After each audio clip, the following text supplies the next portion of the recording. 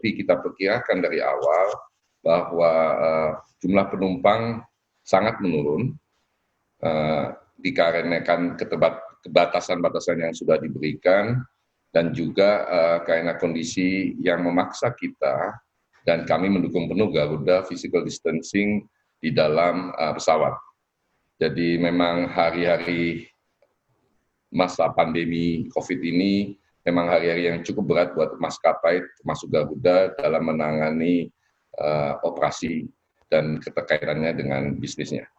Pak Irfan, mengenai kapasitas penumpang yang dibatasi hanya 50%, bagaimana nanti ke depannya pada saat new normal? Apakah kapasitas masih disamakan 50% atau ada perubahan lagi untuk jumlah penumpang? Ya, new normal itu ada yang sifatnya kesepakatan kita sebagai komunitas, di mana interaksi kita harus memasuki dunia baru, di mana akibat dari COVID ini terpaksa kita harus merubah cara kita berinteraksi. Garuda dalam memberikan pelayanan kepada para penumpangnya tentu saja harus follow the mass thinking, jadi kemauan umat lah istilahnya. Tidak adanya aturan yang dibuat. Dan salah satu yang paling kritikal dari kesepakatan kita bersama hari ini adalah physical distancing. Nah, physical distancing ini harap dimengerti bahwa ketika dalam kondisi normal, isi pesawat kan berdampingan. Saya tidak ingin mengatakan berdempetan, tapi berdampingan karena berdampingannya di economy class agak berbeda berdampingannya dengan di business class maupun berbeda dengan yang di first class. Jadi mohon digunakan kata berdampingan.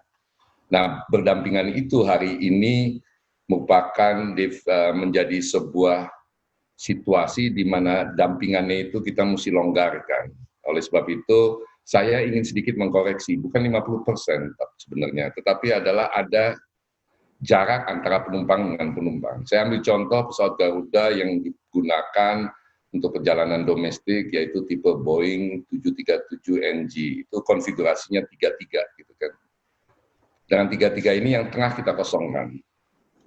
Yang di gang itu ada. Yang di bisnis kelas 22, 1 kita kosongkan. Sehingga total penumpang ketika itu terisi dengan kondisi physical distancing, itu menjadi sekitar 65%. Lebih dari 50%, tapi physical distancing-nya terjaga. Itu jadi. Nah, ke depan akan seperti apa? Selama itu jadi bagian dari kesepakatan kita bersama, itu akan kita teruskan seperti itu. Yang jadi pertanyaan adalah, akibat dari itu kan pesawat jadi dalam tanda kutip agak kosong. Nah, ini bagaimana interaksi interaksi manusia di dalam pesawat ini tentu saja menimbulkan implikasi. Ini kita juga lagi diskusikan dengan banyak pihak termasuk regulator, mungkinkah kita diperkenankan untuk sedikit menaikkan harga supaya operasi kita tetap bisa berjalan. Baik, Pak Irfan, jadi ini untuk menutupi biaya operasional begitu ya Pak? Ya gini, kita kan ujungnya kan harus memberikan jasa secara berketerusan. Kalau setiap jasa yang kita berikan itu tidak menguntungkan, bagaimana kita bisa memastikan kita bisa memberikan jasa yang sama berkelanjutan. Jadi menurut saya ini bagian daripada biasa berkomunikasi, interaksi bisnis ya. Dan saya yakin sekali memang banyak orang mungkin terhenyak kalau misalkan kita naikkan, tetapi mestinya bisa sangat dimengerti. Gitu. Dan kita kalaupun diperkenankan, kita tidak akan melakukan pelonjakan harga yang fantastis dan mengambil keuntungan dari situasi ini.